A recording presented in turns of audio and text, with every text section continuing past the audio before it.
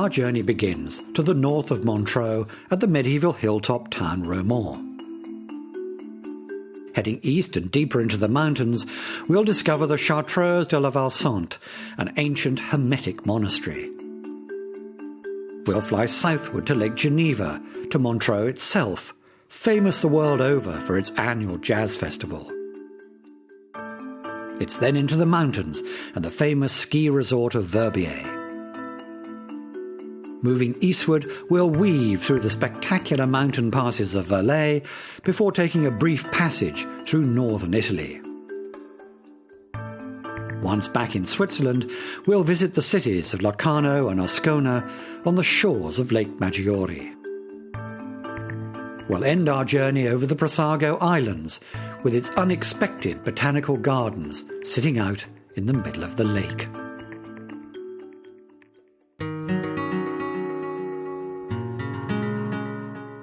Here in the French-speaking region of Switzerland, we find the picturesque medieval town of Romont. Its name is an abbreviation of Rotunda Monte, or the Round Mountain, describing the gently sloping hill upon which it sits. It is most known for the beauty of its ancient stained glass windows that decorate many of its old stone churches and sanctuaries. Romont passed between royal houses throughout the Middle Ages and eventually sided with the Helvetic Republic, which was the first early manifestation of Switzerland as a unified state. The town's well-preserved fortifications, streets and buildings are of such great historical significance that the entire town is on the Swiss inventory of heritage sites.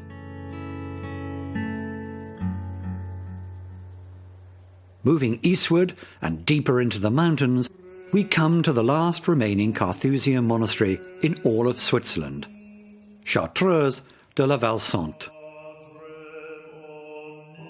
The Carthusian sect has a way of life based on a mix of hermetic isolation and communal living. Monks here spend most of each day in their cells, meditating, praying, and writing. But this isolation is interspersed with communal prayers and long group walks through the mountainous countryside. Although the community feeling amongst the monks is strong and encouraged, contact with the outside world is limited. Only one visit a year from family members is permitted.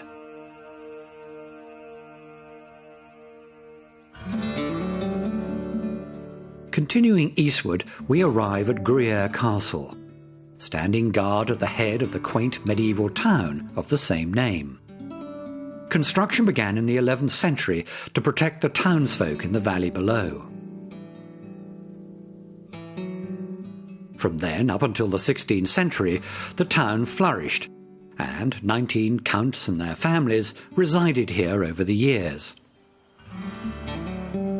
The last of these, Michel, fell into financial difficulties in 1554, after which the prominent Beauvais and Ballon royal houses restored the castle into a summer residence.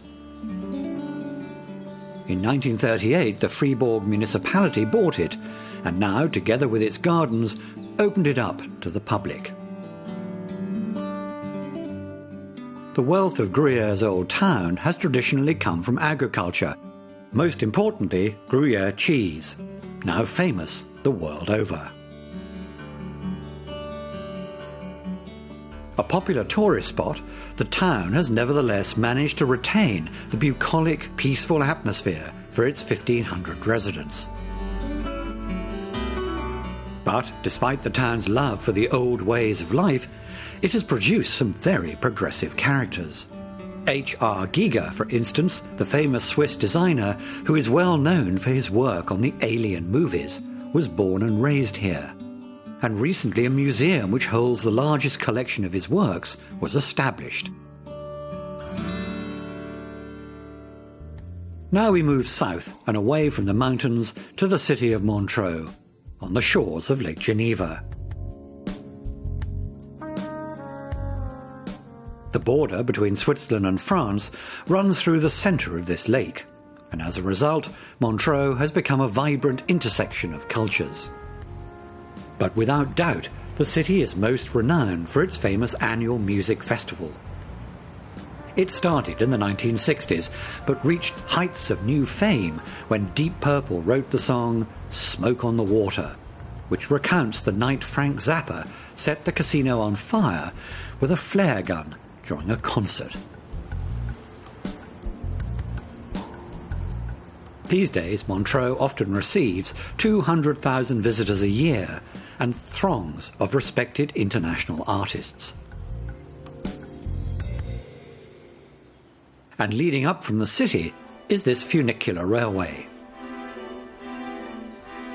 One of the carriages descends while the other is pulled upwards, keeping the system always in balance, a very effective and energy-efficient way to gain plenty of altitude in a short amount of time. Quite important in these Swiss mountain towns. The ride takes passengers through fields of beautiful alpine flowers in the spring and provides a quick lift for recreational sledgers in the winter. As we move along the northern shore of Lake Geneva over Autoroute 9, you can see why Switzerland is famous for its spectacular mountain roads. The highway below is a perfect example of the difficult feats of engineering employed to maintain the natural aesthetic of the countryside. And perhaps more enviable than these wonderful roads is Switzerland's remarkably extensive rail network through the Alps, which runs on a highly efficient and practical schedule. Almost all services are timed so that connecting trains arrive at precise intervals.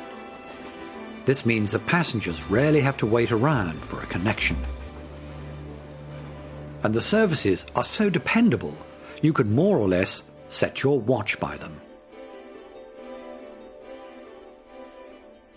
Located on the eastern shore of Lake Geneva lies the spectacular Château de Chillon. The medieval fortress began as a number of separate buildings, and over the centuries they merged, serving as a status symbol for the Savoy family who controlled them. The castle has been taken many times since, but never through sieges or bombardment. This explains why Chillon has remained beautifully intact. It's captured the imagination of artists, poets and philosophers. 19th century poets Lord Byron and Percy Bysshe Shelley took a boat trip out on the lake to visit the famed chateau. Inspired by the story of a monk who was imprisoned here for his beliefs, Byron wrote the famous poem Prisoner of Chillon. And in more recent times, Freddie Mercury, of the group Queen, stopping for a visit here after playing at the Montreux Festival, said of the place, "This must be heaven."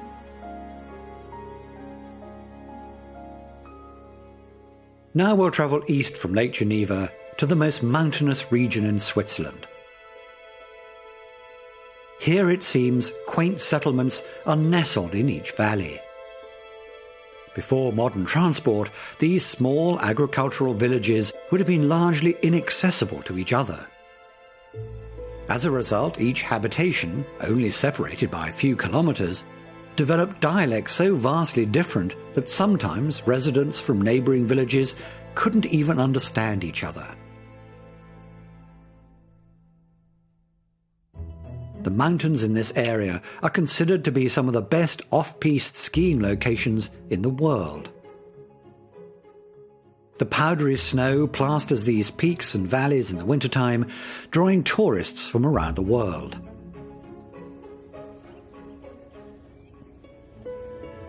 And perhaps the most popular ski resort in all of Switzerland is here in the town of Verbier. At the turn of the century, this place consisted of a few huts, and its economy revolved entirely around dairy farming and cattle rearing, like most other small villages in the region. But then, in 1925, a group of mountaineers explored the area, discovering the fabulous skiing potential here. Soon afterwards, a small commercial operation was established. The business was slow to take off. Late in the 1950s, the resort still only had 3 employees. That was quick to change in the 1970s, when a worldwide ski boom propelled this once quaint town into stardom. Now it is a major winter sports hub, with its population rising to nearly 40,000 during the season.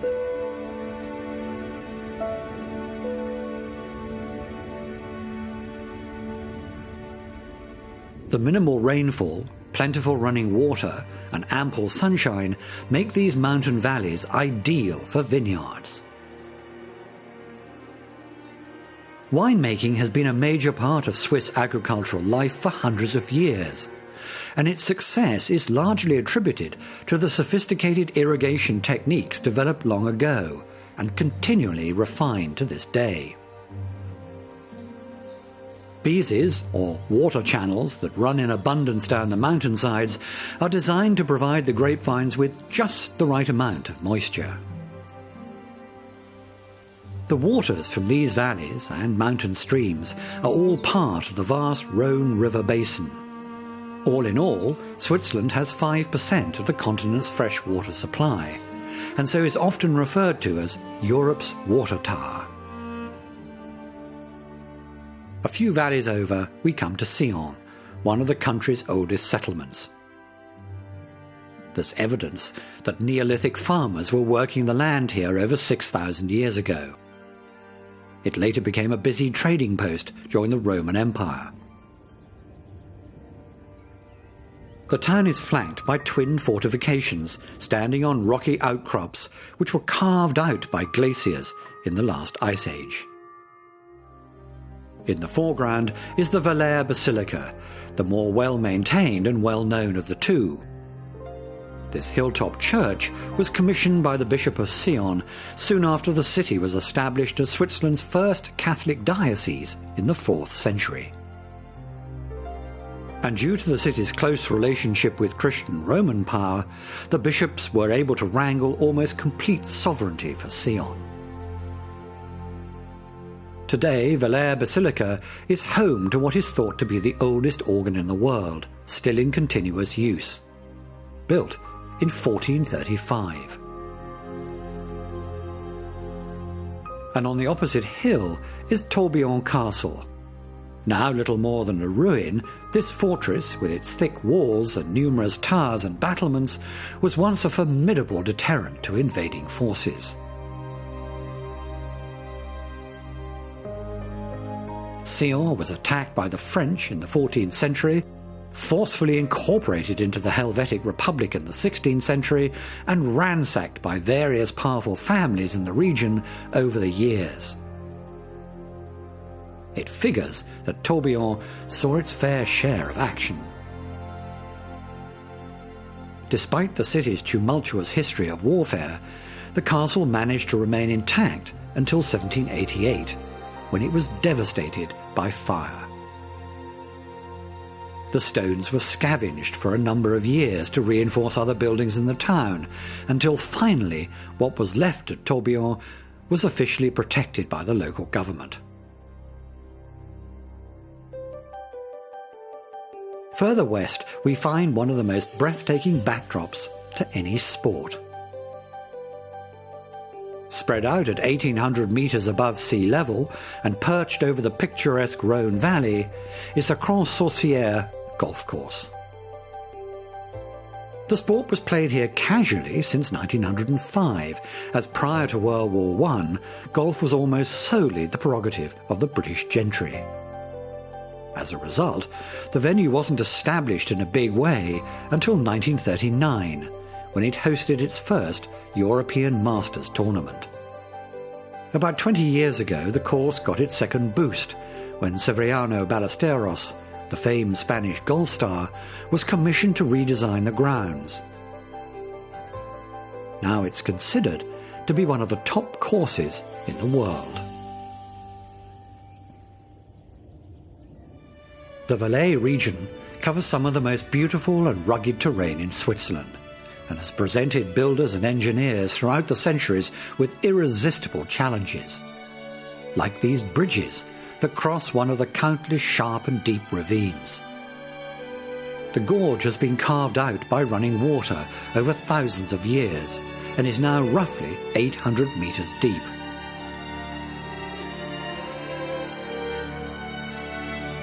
The old stone bridge and the modern car crossing side by side is a wonderful example of how the Swiss merge the past and present with seamless grace.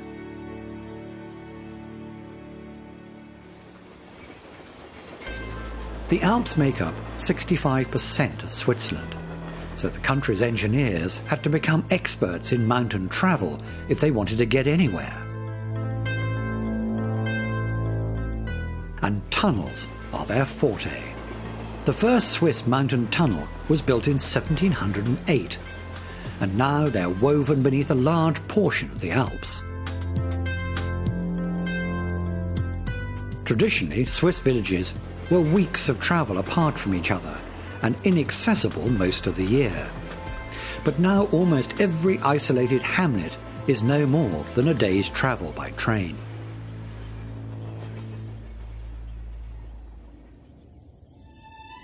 Eastward, the mountains become ever more imposing.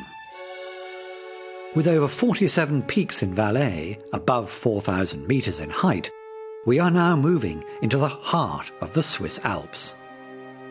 The area may look unpopulated, but hilltop villages and tucked-away hamlets dot the countryside.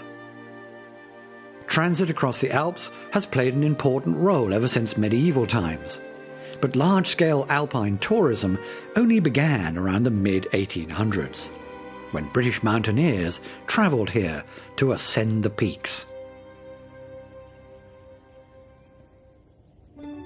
And perhaps the most popular alpine crossing point is here, the Simplon Pass. At 2,005 metres, the road offers dizzying views over the valley below. This spot has been used for centuries, with the first documented crossing by Caspar Jodocq von Stockalper in the 1600s, who carted salt up from the Mediterranean on the backs of mules. But it wasn't until Napoleon's march across Switzerland in the 19th century that the pass was significantly developed into a highly accessible thoroughfare. Napoleon's army used this crossing point to cart cannons and artillery down towards Italy. But these days, it's open to everyone, and thanks to recent strengthening and avalanche protection procedures, the pass is open all year round.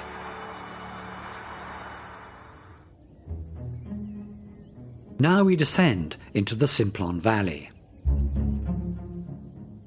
Italy draws closer, and the climate becomes ever more Mediterranean. And as we edge ever closer to the Swiss and Italian border, German fades away into Italian, which is the dominant language throughout this area. The villages in the Valais region are sustained largely by livestock rearing, and the fruit that's grown here make up the ingredients for their famous regional cognacs.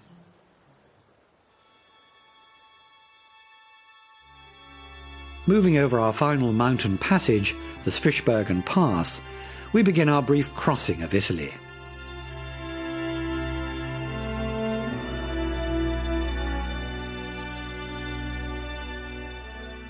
Here, human habitation appears in the most unlikely of places.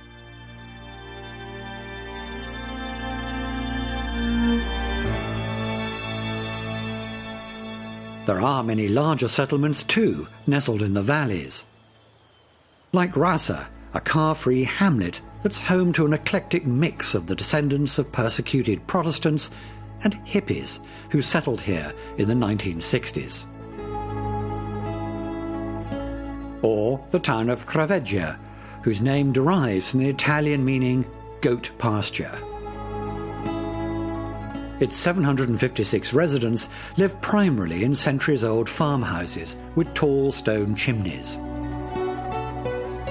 Old, hand-chiselled stone and wrought iron railings comprise most of the abodes here, and a large portion of the residents live in the same houses that have been in the family for countless generations. A devoutly Christian population that values an honest life Their coat of arms motto reads, "Fear not if thou doest good." And a few valleys down, we come to the village of Ray. In the 15th century, the quiet settlement was declared the site of a miracle by the Catholic Church, when a fresco of the Virgin Mary started to bleed profusely after a rock was thrown at it. This massive complex, the Santuario della Madonna del Sangue, was built up around the miraculous fresco, and has become a popular place of pilgrimage ever since. And following the lush Italian valley of Vigezzo takes us back into Switzerland, where we find our last stop on this journey, the glorious Lake Maggiore.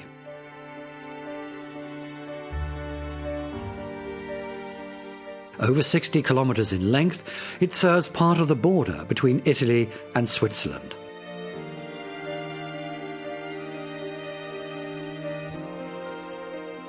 The lake is less than 200 metres above sea level, making it one of the lowest points in Switzerland, and a popular summer retreat for Swiss wanting to escape the cold mountain life.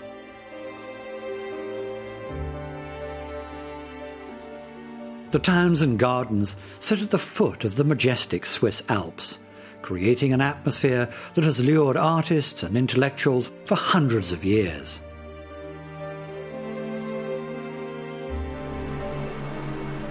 On the southern tip of Lake Maggiore is the city of Locarno, an Italian-speaking centre with a population of 150,000.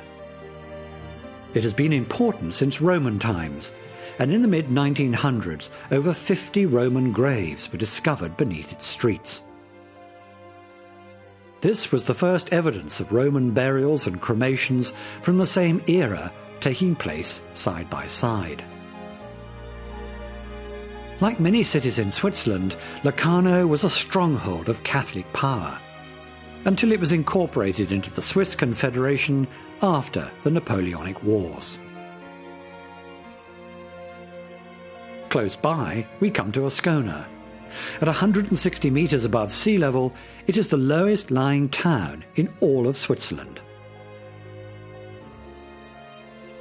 As well as being a popular destination with its own jazz festival, it has developed a reputation for revolutionary thought. At the turn of the 20th century, a group of idealists set up a thriving commune that rejected established conventions in favour of closer links with nature. Though the commune is now long gone, the tradition for radical thinking continues in Ascona through seminars held by the universities of Zurich and Lucerne. And finally we venture into the heart of the lake, to the botanical gardens of the Brissago Islands. In stark contrast to the snow-capped peaks, the climate here is subtropical, and the exotic plants on the smaller of the two islands are left mostly to grow wild. But its larger and more cultivated neighbour, San Pancrazio, is the main attraction for tourists. It was once a refuge for persecuted Christians. But in the 1880s, the local baroness created exotic, subtropical gardens where artists, musicians and writers were invited to meet and work in an inspiring setting. Stone sculptures and even Roman-style baths were added to enhance its splendour. In the 1950s, district locals bought the island and opened it to the public. Finding Mediterranean, Asian, Australian and African plants growing in the middle of a Swiss lake is a reminder of just how surprising and diverse this country can be. It's a perfect place to end this journey.